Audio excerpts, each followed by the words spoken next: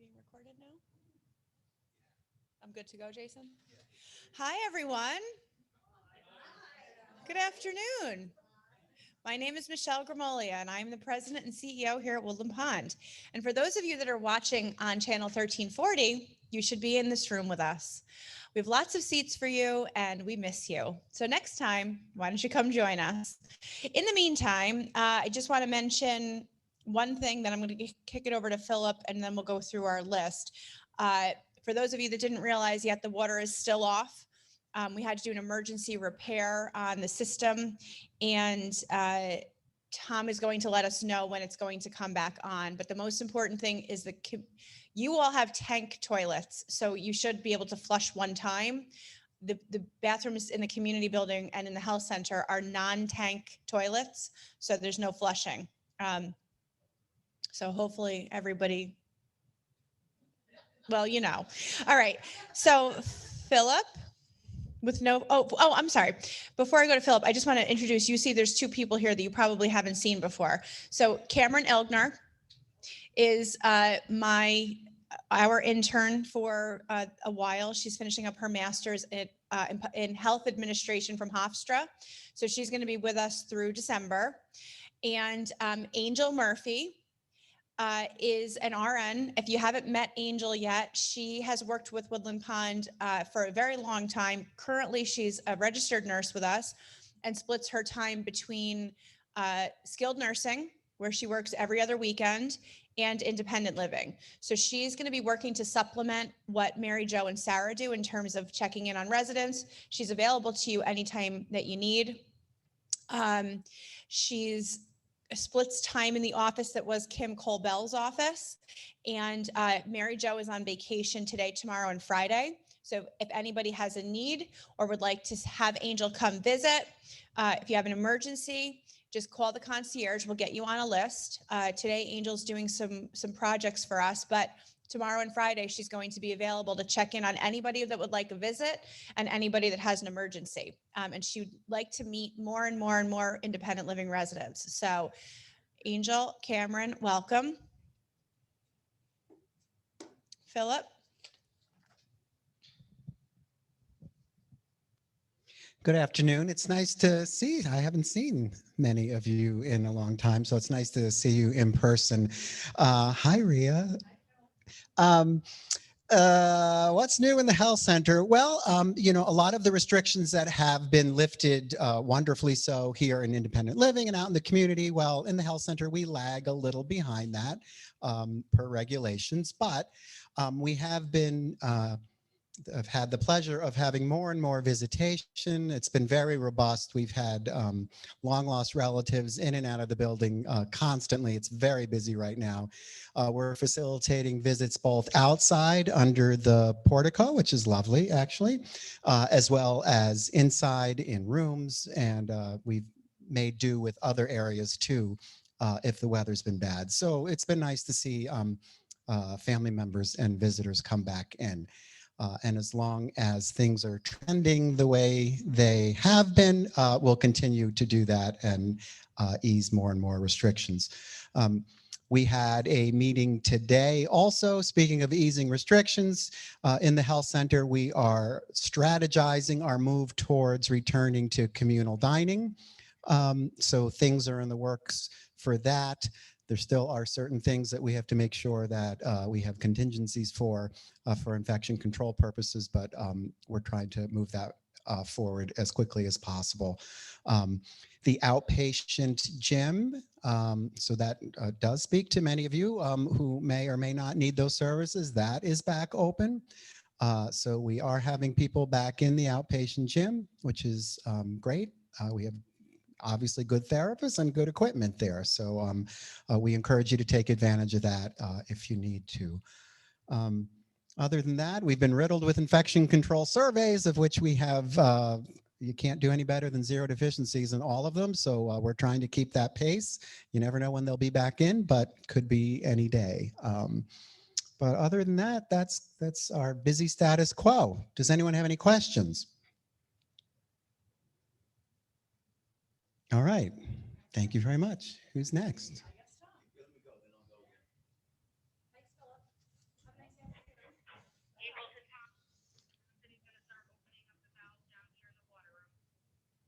Okay. Hello, I'm Tom Tango, the person that shut your water off today. Couple things. Obviously, you know the water's off. We had to change a valve and a few other things downstairs. First, we turned the hot water off, and of course, nothing goes like planned. So we had to turn all the water off for a while. I just turned the water back on about 2 minutes ago. So the water is back on. About another hour or so, you'll get hot water. But the water's back on right now. And I haven't heard anybody on the radio say, oh no. So that's a good thing. Um, the For the rest of the night, probably into tomorrow, some people might turn their faucets on and there might be a lot of air bubbles. Just let it run. It's just air bubbles. But because when the water is completely off and then we drained a lot of the water, a lot of the pipes fill with air. So when the water comes back, that air has nowhere to go and it bubbles out your faucet when you turn it on. If it's, you know, like I said, just let it run. If for some reason you think there's something really wrong with it, just call concierge and we'll come take a look. I've been quite busy this morning, so I really didn't have any time to put together anything to enlighten you on. But if anybody has any questions, I have time for a little bit, and then I have to go turn hot water on for you. No, go ahead. I understood that we were going to have the fountains operate from 9 to 9, and they're still running 24 hours. Is that still the plan? Yes, they should be 9 to 9. Oh, he asked about the time the fountains should run. The fountains outside should be running 9 to 9. And if you would ask me, I would have said they were. So I'll find out. Because, yeah, you're right. They should be 9 to 9. Oh, they are? They're not going past that? All right, fine. I'll find out. That could be. Right. That could be. Right. All right. Yes.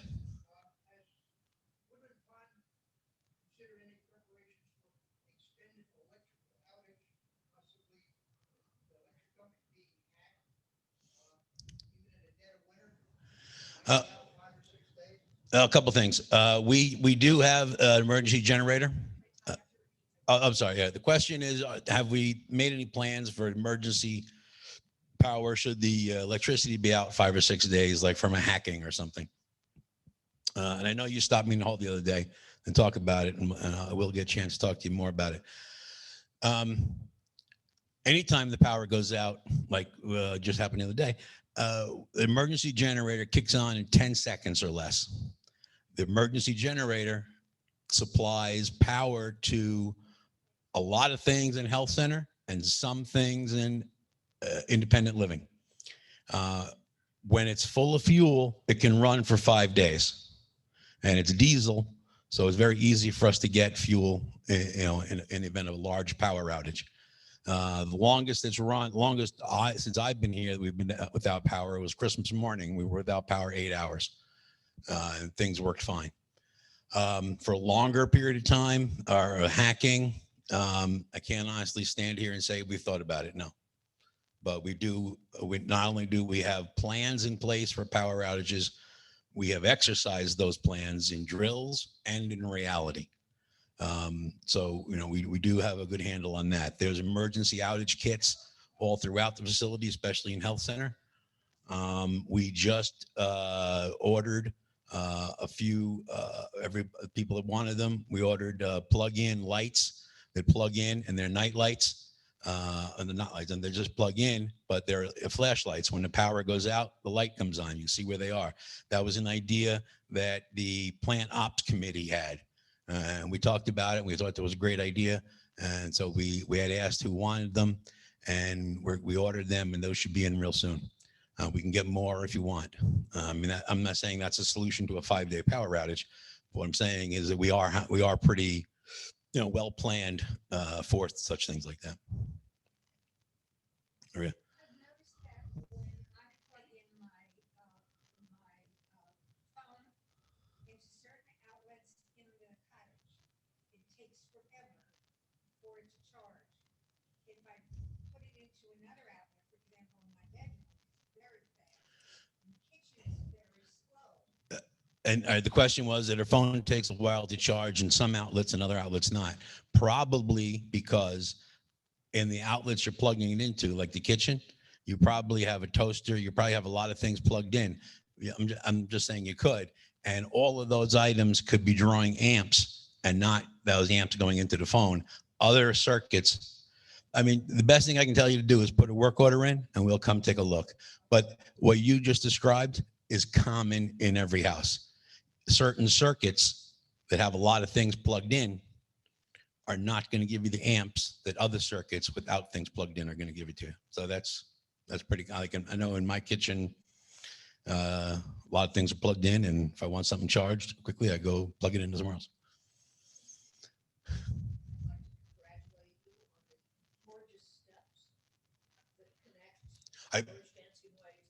Maddie was congratulating me on the beautiful steps that I personally did myself. Yes, thank you. Yeah, they did come out well. I'm very happy with them. It was the first time we used that individual contractor, and I thought things, that's a good addition. Yeah, thank you. That was something also that came about from the Plan Ops Committee. That request came in, we talked about it, and it happened. Anything else? And I'll go. Thank you. Landscapers are doing much better than they had previous years, but also this year, as opposed to last year. Last year, we didn't do any chemical treatment. We didn't do any lawn treatment. This year we did. And also, I made sure we had enough rain. So we had sufficient rain right after the treatment. So that helped a great deal. So the lawns do look a lot better. And then also we're almost, I don't know, maybe we're halfway through with mulching. We're getting mulch down everywhere. And the guys we have doing that are doing a nice, slow, steady job. They're cleaning it out before they mulch. Mark Eisenhandler is like on top of them, making sure they're doing it to his standards. And it's looking pretty good.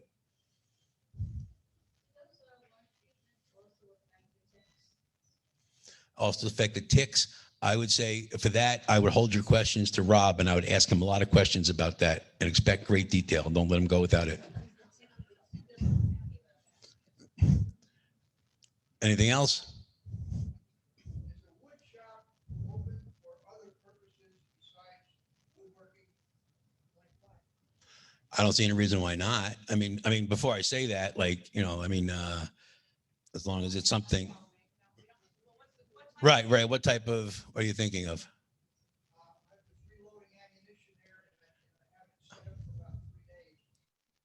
There was a complaint from the wood shop. Somebody in the wood shop didn't like that. I would agree. I think you and I need to chat about the firearms policy and what we can do where. Yeah, that definitely I don't think should go there. No. All right, let me go back to deal with the hot water. And again, remember, ask Rob a lot of questions, hard ones. Thank you. Okay, Mr. Muller, I just want to address the question that you asked about the preparedness. So one of the things that is absolutely critical for us to weather any kind of an outage, especially electric, is we need to know who in independent living needs two things. Number one, we need to know if you rely on emergency power for life-saving means. Okay, we need to know that. So everybody obviously uses electric as a convenience, but if you need it for life-saving means, we need to know that. So anybody that's listening, anybody that's in the room, if you rely on an oxygen concentrator, a CPAP machine, a BiPAP machine, or any other type of equipment that is for life-saving means, we absolutely need to know that. Even if you only use it for part of the day, or even if you only use it on an as-needed basis. The concierge maintains a list of those people because depending on the severity of the outage, we will be addressing your needs differently, making sure that you have what you need. Secondarily, we need to know if you cannot, either independently or with assistance, do stairs. So if you cannot navigate a set of stairs and you are not on a ground floor access, We need to know that. So if you fall into either of those categories and you live in independent living, please contact concierge. If you have not tried stairs in a long time and you don't know your status and you don't live on a ground floor, we need you to let Mary Jo or Angel know, because we can get you an evaluation for physical therapy, occupational therapy. Our therapy staff can evaluate your ability to do stairs. Again, that's for people that live in independent living and do not live on a ground floor. We need to know if you are able to either go up a set of stairs if you need to get out of the building, or come down a set of stairs to get out of the building. So again, if you are not sure, our physical therapy team and our occupational therapy team can assess and evaluate your needs. You can contact Angel or Mary Jo, and we can get that prescription going for you. Okay, that's just on emergency preparedness. All right, I'm going to go to Rob next. Hi, everyone. I'm Robert Dunn, the Director of Environmental Services. I'm the guy that did not turn your water off today. Okay. To your question, Michelle, you're asking if the pesticides that they put down for the grass take care of the ticks. Is that the question you're asking? Yes. No, they do not. All right. It's not a pesticide for the ticks. That would be like a separate treatment or separate type of treatment for that. A lot of people see the pesticide signs, but a lot of different treatments fall under that pesticide category, whether it's a herbicide or a pesticide for ticks and fleas or whatever. So does that kind of answer your question? Is there anything else that you want to follow up on that? No? Okay.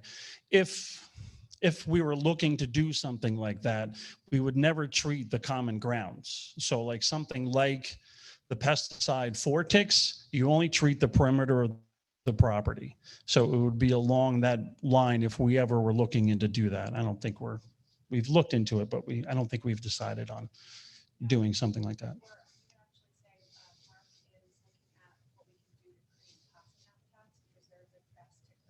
Yeah. I know Mark is looking into, like Michelle said, possum habitats, which is the most natural way to prevent them from kind of being carried around by every little critter.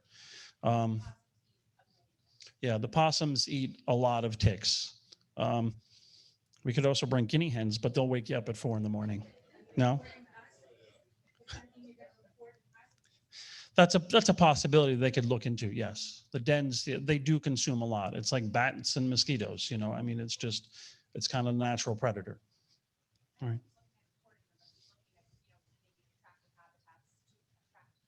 Yeah, she would look into, or he would look into attracting them to cut the population down. So if you are walking the grounds, usually once you get to that trail, that's when you'll start to see the increase in the population of that. Just one more suggestion. I know it's not it's not very popular, but a lot of times the ticks are carried by mice, which follow the bird feeders, which are all over the place here. You know what I mean? Like, lose the bird feeders. If you're really concerned about ticks and bringing those diseases in that they carry, lose the bird feeders, because that brings the mice, the ants, then come the snakes. You know, it's all kind of part of the ecosystem. Go ahead, Rhea.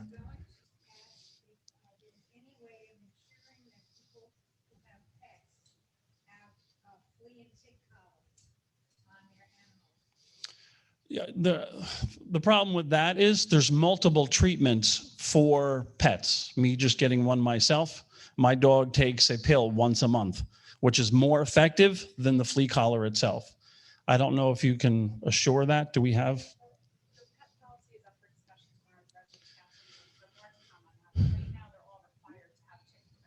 Yeah, they're all required to have tick prevention, and there'll be more discussion at the resident council tomorrow. All right. A couple things I wanted to touch on. Window cleaning. I've talked to Michelle, and we're going to look into scheduling that week of August 10th through the 20th. Okay. It's a little bit later this year. It's just because their schedule is really booked up and I couldn't fit them in July. And we wanted to make sure that we could do it, you know, somewhat this season. It's always good because the pollen, my car used to be black. It's still green. So we want all that pollen to finish falling. So usually that happens, sometime by the end of June.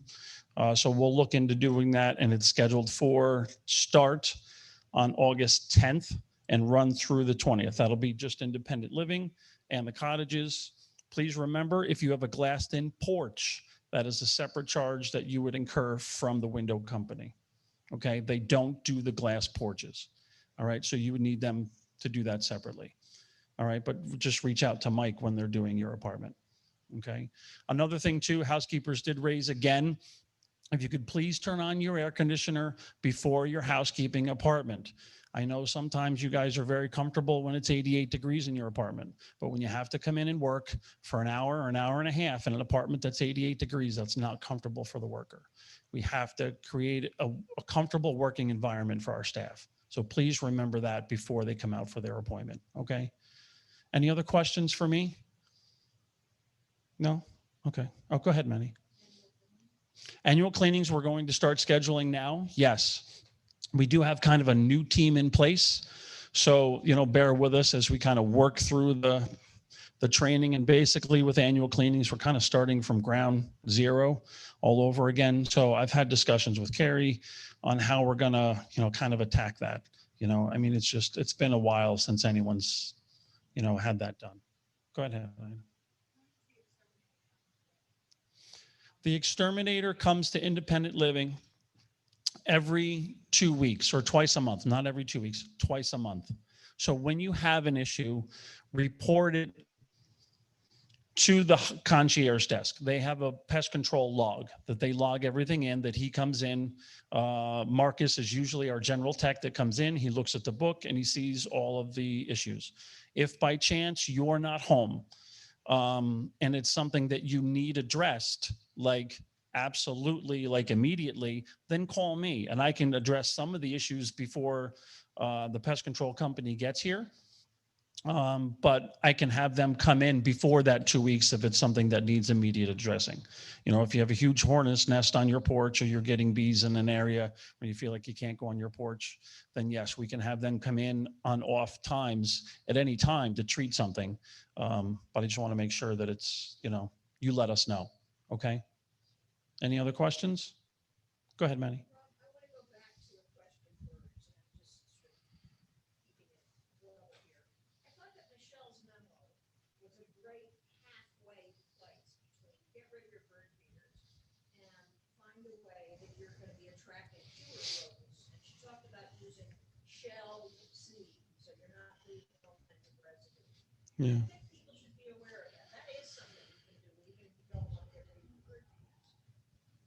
Yeah, I feel differently. Like I said, even the half shell thing, I don't agree with it. I just, you're going to bring the pests no matter what. You're going to be bringing fewer of them if there's less residue. If you use the shelled seed, which is more expensive, Right. very little left on the ground.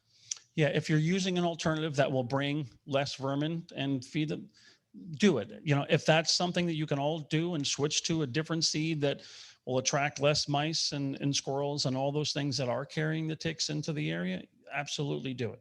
But to me, So let's not get it. I was I careful know. not to get it. I got it. Go ahead. What about just feeding birds from the lever? We'll table this, I think, for a certain discussion, but okay. Does anybody have anything for Rob that's not bird related? Okay, thanks, Rob. All right, I just want to take a minute because we do have a lot of new residents, and I'm just going to address that elephant. We'll deal with the pet issue tomorrow, but there's been a ongoing issue with the community about bird feeders. There are a lot of people here that love the bird feeders and love watching the birds, and I understand that. Many of you have had bird feeders in your residential homes, and you want to continue that when you're at Woodland Pond. There is no doubt, however, that the birds have created issues at Woodland Pond. We have modified our bird policy, our bird feeder policy a number of times since we've opened. We are looking at a number of policies in the handbook right now, and we will look at that again. If it was up to some of us, there would be no bird feeders simply because of things like the fact that we had to spend $25,000 to put the bird guards on, to prevent dryer fires. We've got all kinds of vermin issues on the ground floors and so forth, particularly in the areas where we do have bird feeders. So we will be revisiting that, but it's not as simple as it's nice to look at the birds. There are definitely issues, but right now we're actually finding that when we are having to replace specifically at the cottages, because they have their individual air conditioning units outdoors.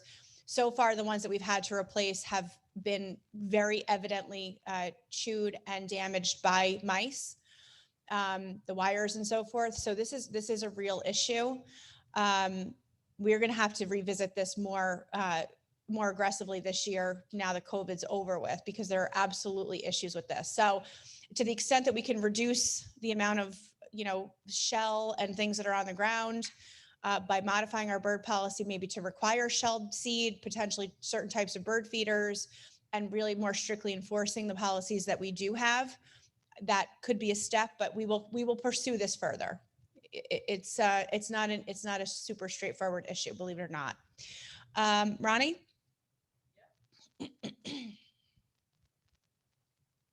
Just make sure you introduce yourself. Absolutely.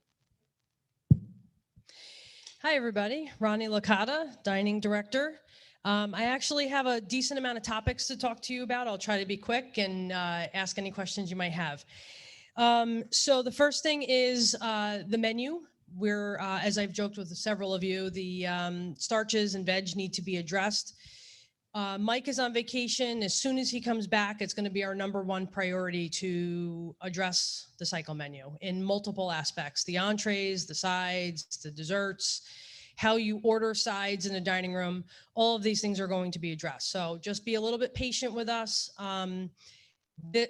Creating a cycle menu does not happen in an hour. It's multiple hours. It's multiple people looking at it. It's a lengthy process, but please know that it's our #1 priority. And to continue on with the independent living, I just want to remind everybody that reservations are our #1 preferred method of coming to the dining room, but we do have several tables that are available for walk-ins. Okay, so for those of you that might not, maybe you wake up that morning and say, I don't want to sit in my room and eat by myself. Please come down to the dining room and see if there's something open. You do not have to wait until 4:30 or 5:30 at night to see if there's something. If you're out in the community at 11, 12 o'clock and you want to see if there's an open seat for that night, please just stop by. We'll seat you with somebody. Okay. I want to talk about staffing in the kitchen. On Monday, our last open position will be filled. So that's really good for us. Obviously, there's training that goes along with that, but so that you guys all know, we hired a new chef manager. His name is Jared. I've brought him around to a couple tables. He's still getting acclimated in the kitchen before he really kind of comes out and introduces himself to you. We hired 2 new cooks, one of which will start on Monday, but the other gentleman, his name is Zach, and he's been fabulous.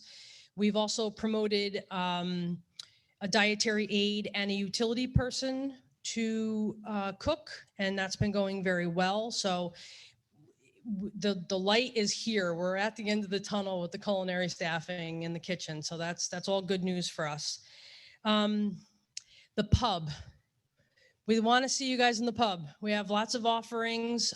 Just to go through some of them, we have soups every day, sandwiches, salads, breakfast sandwiches, smoothies. We just launched Starbucks refreshers. They're basically a light summer drink, if you will. The one we have on right now is a berry hibiscus refresher. Tomorrow, the espresso machine will be installed, and hopefully we'll be brewing espresso on Friday. So I see some thumbs up in the audience there for that. So that's exciting. And another piece on that is for all of you that know Elena, she has taken on the responsibility of being our new pub master. So that's gonna be her new permanent role there. And she's excited about it. I'm excited about it. And we'll have some consistency there soon. The last piece of information I have, and then I'm open for questions, is to talk about the health center. Starting tomorrow, any health center resident that would like to make reservations in the dining room with independent living residents or some fellow health center residents, you may do so. You may do that by calling extension 5963. And for those that might not remember that, you are more than welcome to call 0 and they will transfer you to the hostess line. You just need to let us know that you would like to make a reservation for 1 or 2, what those names of those people are. And just a reminder, for the health center residents, you must be able to transfer to a chair.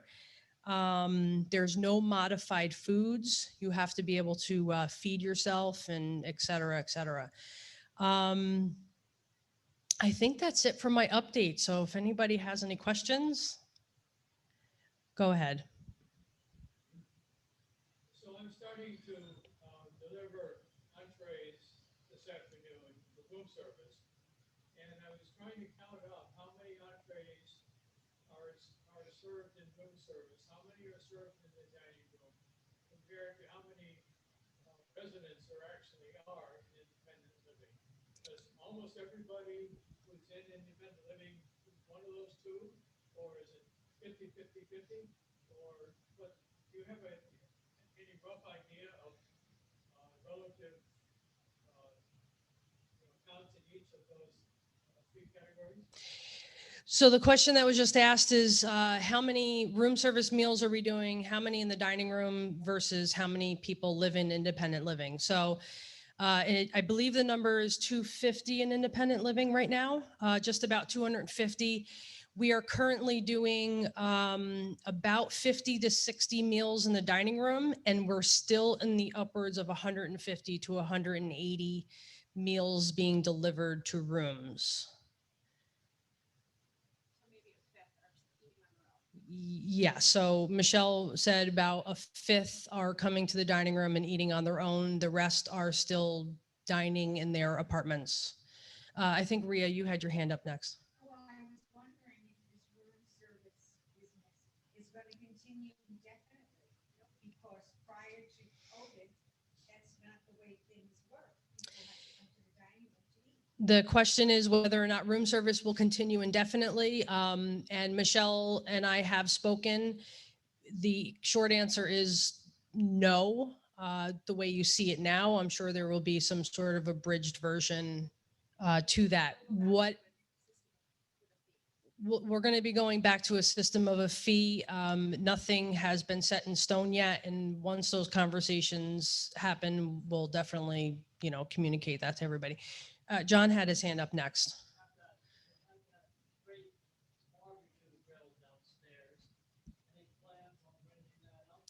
John asked the question about the barbecue grill downstairs. Yes, we've actually talked about it twice in the last week, but because of staffing in the kitchen right now, we just decided to hold off. But I actually, while Mike was on vacation today, I called him and I said, we absolutely have to get that barbecue upstairs ASAP. And he promised that for 4th of July, we will absolutely have that thing running and have some burgers and hot dogs on it. Maddie? Isn't there a third alternative? And that is what we used to have, was you pick up your dinner yourself. And you didn't have to go to the dining room and eat it. You could pick it up and take it back. So Maddie asked if the third alternative, which was if you wanted something for takeout, like pre-COVID, you could come to the dining room. I think that that's all something that Michelle and I have to fine tune in what the next steps are. When do you think you might consider serving lunch in the dining room? We have not talked about that, so I'll have to. I'm sorry. The question is, when will we have lunch in the dining room? We haven't talked about that yet. I'm hoping that the pub will be able to answer some of those questions, provide that service that you're looking for, with the intention of expanding it further down the road. But we don't have any plans right now for the bistro to open up for lunch. When will you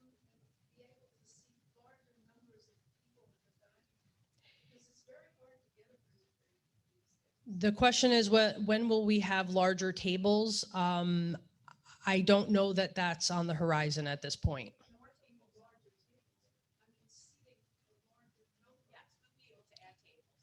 I have 8 empty reservations every night, but we will also tables that could take more reservations every night. So we have the capacity right now to have more people. And as more people make reservations, we will expand that. So we have the capability. We just don't have people making reservations and coming down. Ina? It seems that the wait staff has been seeing slower and slower lately. In the last 10 days, it's been running slower and slower.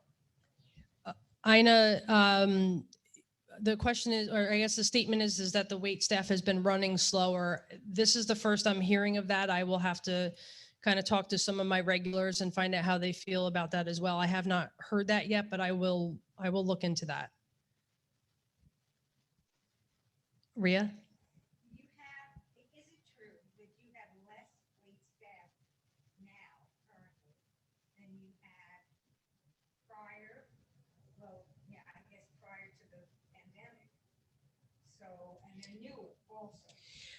The question is whether or not I have less wait staff. I do have less, but the wait staff I have on are working more hours than what I used to have. So it's not about the bodies, it's about the amount of hours worked, and it's still less. Also because we're not filling the dining room, so I don't need to have as many hours of staffing in the dining room. Go ahead. So when the room service and the dining room, same menu, is the dining room, or the dining room entrees prepared fresh when they're ordered, or are they reheated from being prepared the previous day along with room service? The question is, since the menus in the dining room and room service are the same, if the dining room food is cooked fresh. The answer is yes for 90% of the items. If we're making beef stew, we might make that for both services, chill down the stew that night and then reheat it the next day, which is actually provides a better product. But things like fish, if we know we need 40 for room service and 40 for dinner, we're cooking the 40 for room service, and the 40 for dinner are actually cooked right before service. The new chef manager that just started actually asked if we could start preparing food more like a restaurant. So we're working on that as well. So if you order a fish, we're cooking it at that moment for you. Okay, so we're going to be making some changes in that aspect as well. Anybody else? Okay.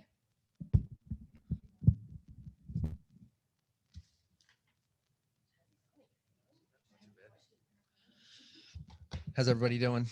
Jason Irish, Director of Concierge and Communications. I'm going to talk quickly about dining since Ronnie just got off. Before we switch back to regular dining, obviously we're still sending the emails from the concierge desk. We're going to start sending those from dining services. This morning you saw it come from concierge or Marissa, but it's going to start, the email is going to start coming from dining services. You can send the email back to that, or again, you can go to the hostess station to place your order until obviously we change back to normal dining.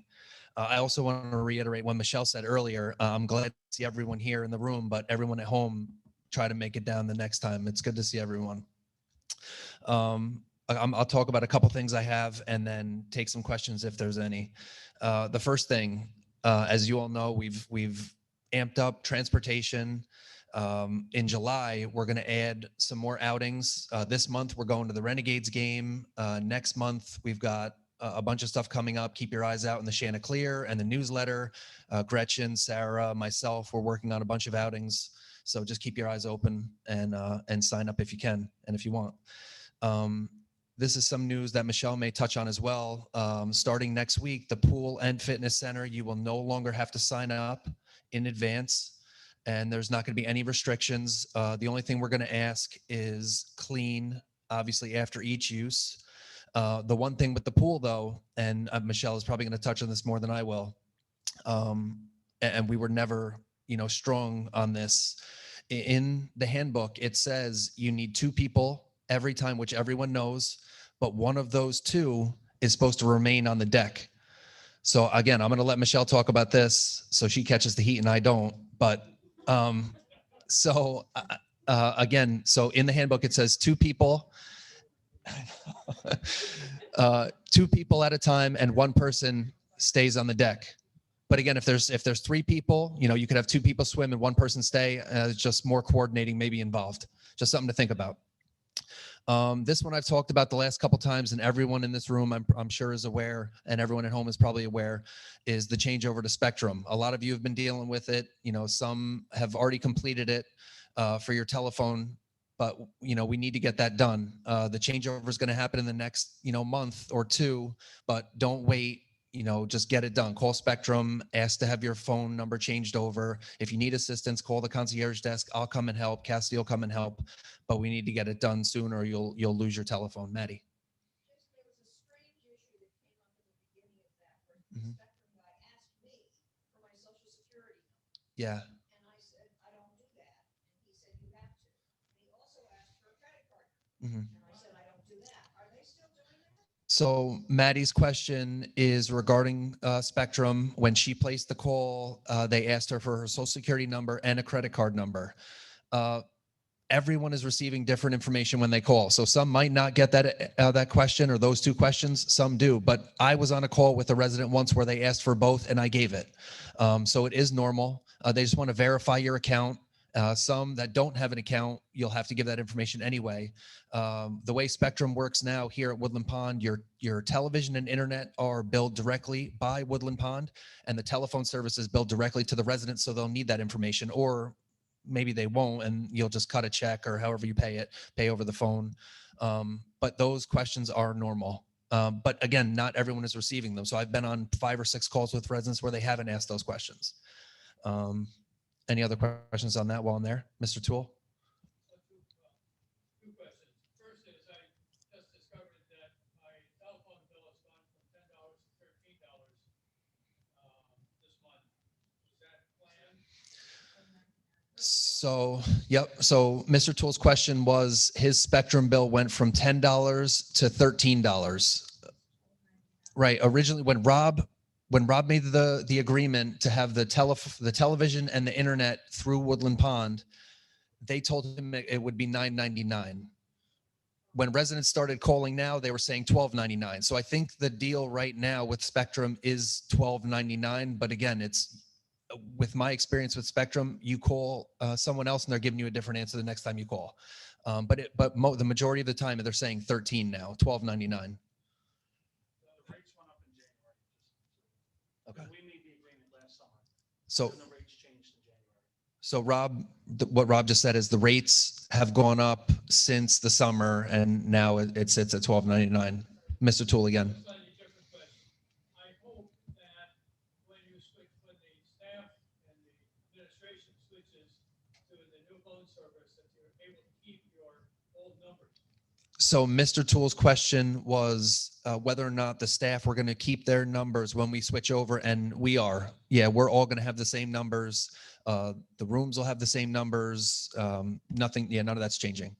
Ria. What I was going to say is that I called them, I got a verification email, Mhm. and then nothing happened. And Cassidy came over, and it turned out that despite all that, of all the information they had on the email, they needed some kind of verification call, which they don't tell you Yeah. about, and it's very confusing now. She did that the other day, Mhm. and I'm still waiting for them to do whatever to port the number, I guess it is. Right. So Ria's comment, and for those of you that don't know, when you place the call to Spectrum, again, it's what I've said before, you get a different answer, different series of questions every time you call. But the situation Ria had is when she called, they didn't ask her to do the third-party verification with, I can't think of the name of the company, but it's through Spectrum, maybe Charter. charter telephone, something like that. So she didn't do it. Then Cassidy went and helped her, and they took care of it. But again, if you have any issues while you place the call or before, just contact us, and myself or Cassidy will come and help you. We've done a lot now, so we should be able to handle it. Any other questions on that while I'm there? None. Moving on. So something Tom was talking about, not so much Tom, but with maintenance. If there's any issues in your apartment, anything you see around the building, place the work order with concierge. If you see anything glaring like water damage or water spots on the ceiling or on the floor for whatever reason, call concierge right away. Water damage can destroy an apartment, and we don't want that for you. We don't want that for your neighbors, but that not just for water damage, for anything. If there's any issues with your apartment again, or anywhere around the building that you see, just place the work order with concierge. If it takes a couple days, go check in. If it should happen that day, call concierge multiple times and we'll get maintenance on it. Again, the guys aren't sitting around doing nothing, but if it's an emergency, they'll respond. But don't sit on and wait, especially with any kind of water leaks or anything like that. The last thing I'll talk about is our emergency response notification system. I think most of you are used to it by now.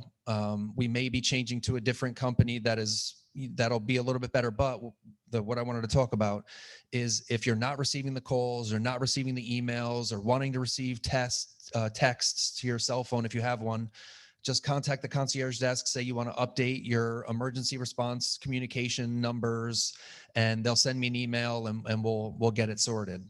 But we want to make sure everyone's informed. Today, Tom sent out multiple alarms or multiple alerts regarding the water. And, if you didn't receive those, obviously definitely contact us. Ms. Muller shaking her head, no, you didn't receive them. So yeah, you definitely call the concierge desk. We'll get your numbers down and you'll start receiving them. But that goes for everyone here, everyone at home. We need to know these numbers so you can be well informed when we have issues. Any questions regarding that, Halima? As spam, right? And that's something we've been dealing with this company that we've been using, but within the next 6 months, hopefully we'll be with a new company that doesn't have those issues. Don't quote me on the time, but it will be soon and it will be better. Questions, comments? Halima? Going back to the fitness center, I understood you say that there's no need for reservations anymore. How many people can be in the fitness center at one time? I'll let Michelle talk about that because I think a lot of the numbers that we've had, a lot of the restrictions in capacity are going to be lifted. So how did we do it before? I think depending on, well, no. During COVID, we had one, right? Well, no, now we can have two from different households, but after, right.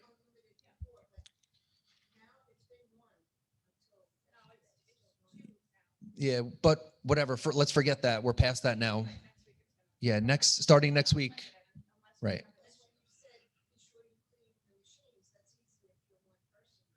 Well, just clean the machines. So, okay. So Halima's question was what the capacity is going to be in the fitness center. And then she asked, how do you clean the machine if there's going to be multiple people in the room? Just clean the machines that you've used. You don't have to clean after somebody else. Everyone should be responsible for themselves. But the restrictions are going to be lifted as of next week, that it's going to be unlimited capacity in the fitness center. But, don't force your neighbor off a machine, be kind. Yeah, be courteous. Right. Any other questions regarding that, Rob? Yep.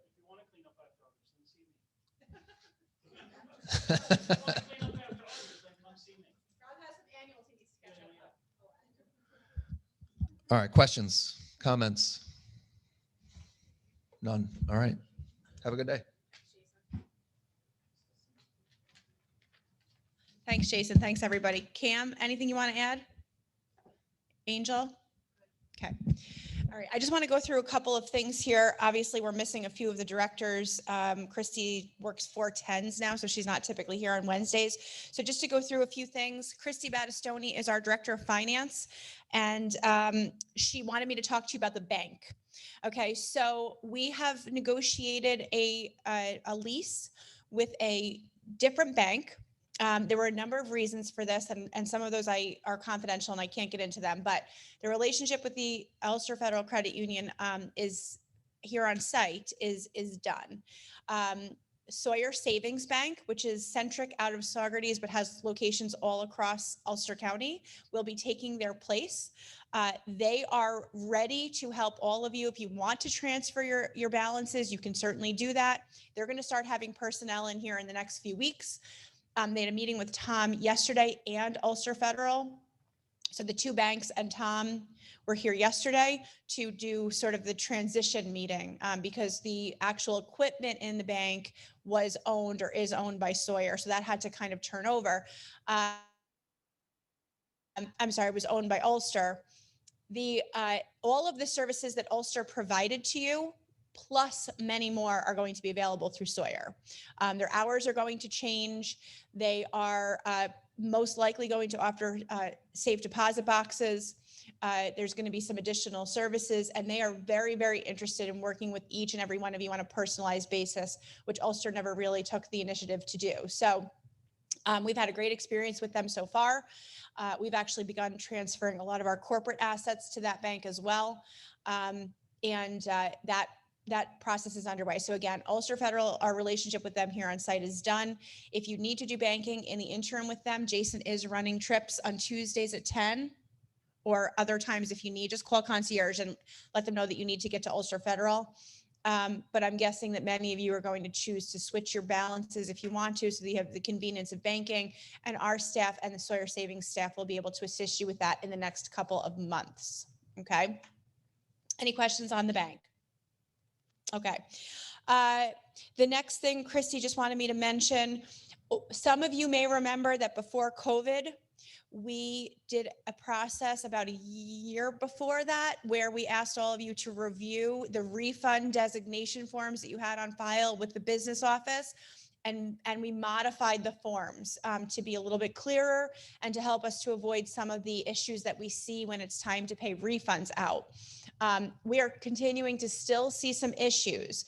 Some of you, we are finding out now, never changed your refund designation forms. The biggest issue that we see, and the biggest, I think, surprise / disappointment that we see with families, is when we have a refund designation form on file where it indicates that the payee is your estate, and that is the only item that would have needed to be probated. So sometimes there's just one heir in your family or your loved ones, and they're going to just automatically get all of the other assets. If you have indicated that that refund is to go to your estate, many people are forced into probate when they otherwise wouldn't have needed to be. So if you have a single heir, or you know who your heirs are, you need to go in the business office and make sure that your form reflects that if you want to help your family avoid probate. So at some point this summer, I may have Cameron work on an audit of the forms, but in the meantime, you're welcome to go into the business office at any time and make sure that you have the most recent form and that it reflects your refund designation as you wish it to be. There's nothing worse than when Christy and I find out that that's the situation and we have to tell the family that they are going to have to go to probate with this single asset. It really stinks. So just if you could check on that. The last thing I'm just going to mention quickly from Christy is scams. If you saw my weekly address yesterday, you saw another example of a very realistic looking scam. It was a check for $50 that looked like a return of a copay from a lab, Quest Diagnostics. It was made out to Christy. She was savvy enough to say, gosh, I wasn't expecting this. She called the number on there. It was definitely a scam.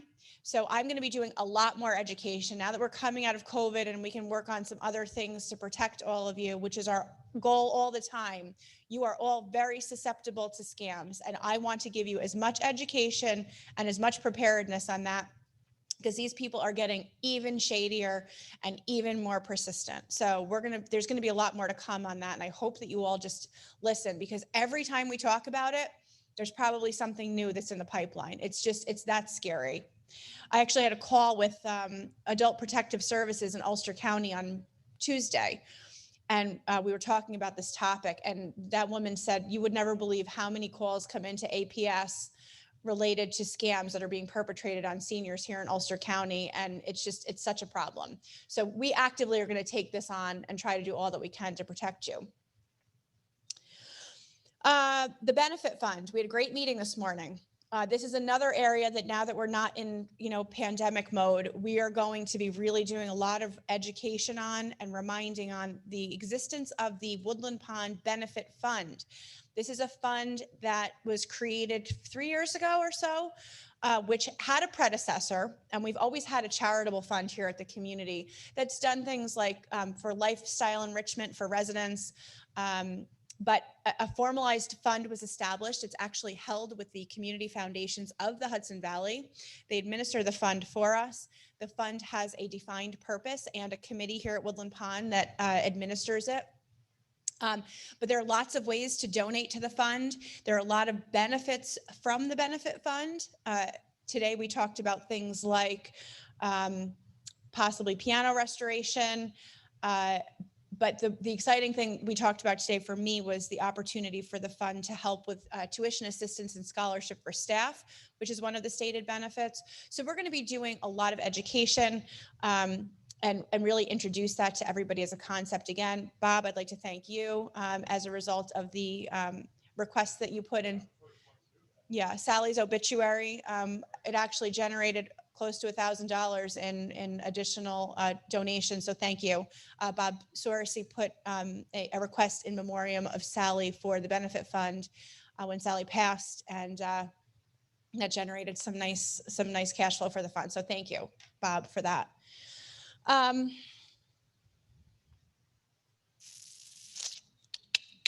Shannon asked me to mention tomorrow, we have our first live marketing event for the first time since COVID, and it's going to be the panel style luncheon that is always very helpful for the prospective residents.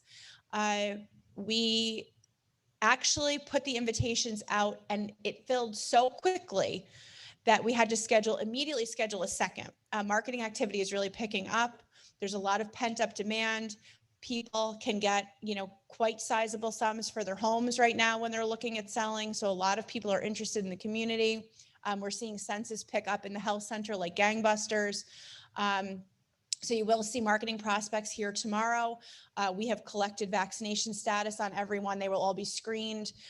Thank you to all of the residents that will participate in that panel. I know Shannon's very excited. Cameron's going to help out. That'll be at noontime tomorrow, or 11:30. We also have a residents council meeting tomorrow where I'm going to attend at 10:45. And the primary reason for my attendance is to talk about the pet policy. For reasons that I'm not totally clear on, and I'm hoping to get to the bottom of this tomorrow, the pet policy has come up again as a hot topic. And so this happens periodically. Over the years, we've modified the pet policy a number of times. We're going to talk about provisions that need to stay in there, change in there, enforcement, and so forth. What Jason alluded to about the issue with the people on the deck, what has happened as the pet policy has come up, and there's been sort of a slight increase in the requests that we enforce the pet policy and all of its provisions very specifically. It did force me to look at the handbook, and I kind of went through and said, all right, well, what other policies are we not enforcing? And there are a lot. And one of them, and it's a real safety issue. And so when we're talking about these kinds of things, I want to talk more extensively about this with the Residents Council tomorrow, is, the people on the pool deck. We've never consistently enforced that. That's a county rule. It's in our handbook. So there's a lot to policy enforcement and modification.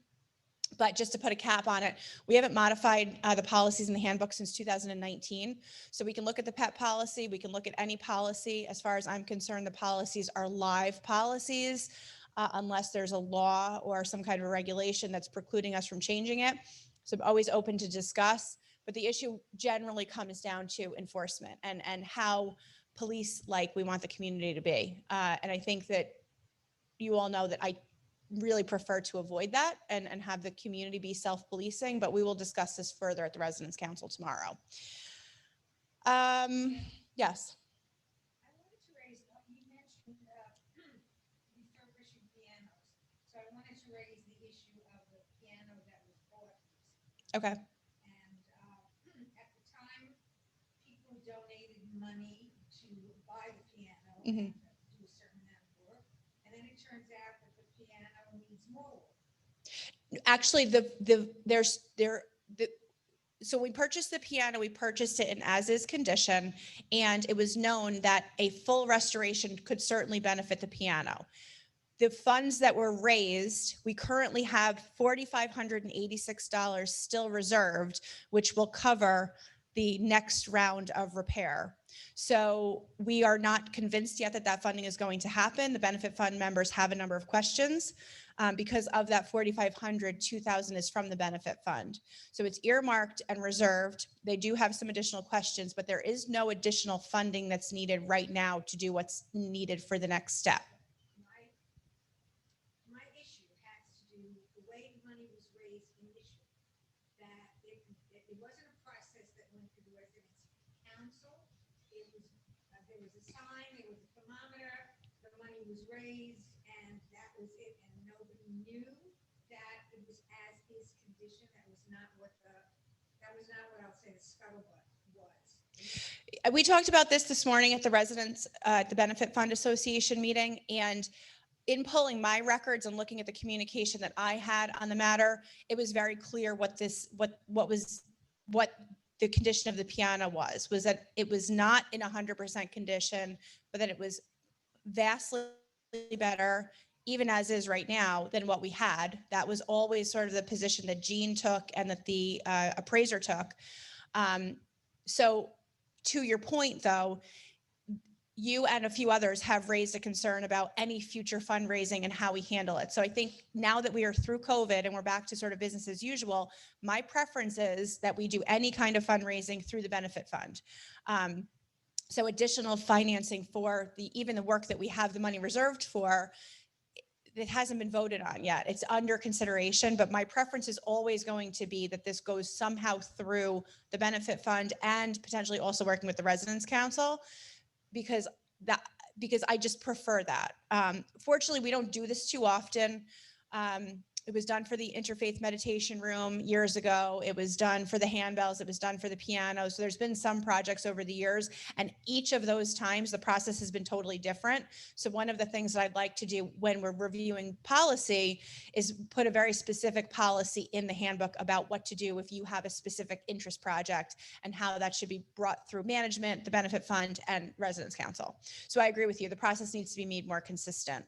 And I think that we can learn from each of the different ways we've done it in the past and pull the pieces that we like and create a policy that works for everybody. I think that's everything that I had. I know this has been a very long meeting, but we haven't really seen each other to talk business in quite a while. Does anybody have any questions or comments for me? Go ahead, June. I wasn't clear about the policy with the pool. I understood that there's a maximum of 5 people at the moment. But if there's no sign up, I think that's going to create problems because several days of the week, there are in fact 5 of us in the pool. But if somebody else wanders in, ahead of one who signed up or who hasn't signed up, it gets very complicated. So it will, June's point is that without having signups, we could potentially have complicated scenarios with the pool, but also the fitness center. But as to Jason's point, we're going to unlimited.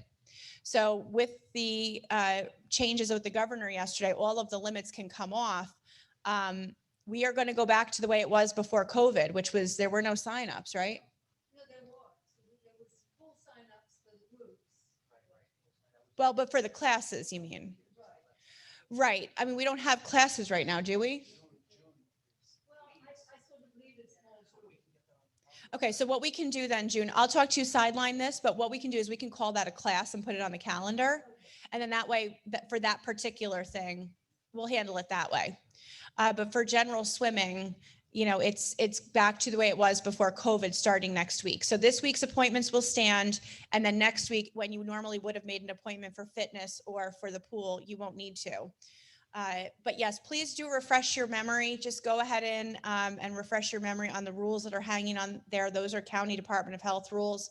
But yeah, the one that did stand out to me is the keeping of one person on the deck at all times, because it's in the handbook and it's a county rule, and we're definitely not doing that consistently right now. So anybody have any other issues or questions for me on anything right now?